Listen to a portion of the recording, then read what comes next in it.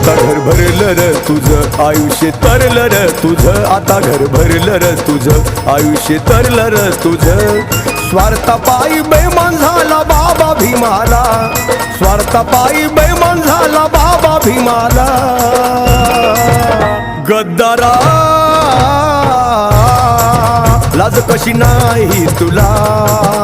गद्दारा लाज कशी नाही तुला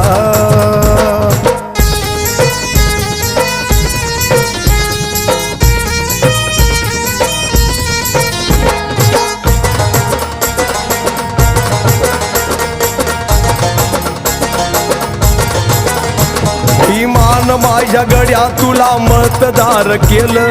लायकी तुझी नसताना तुला संसदेत नेलं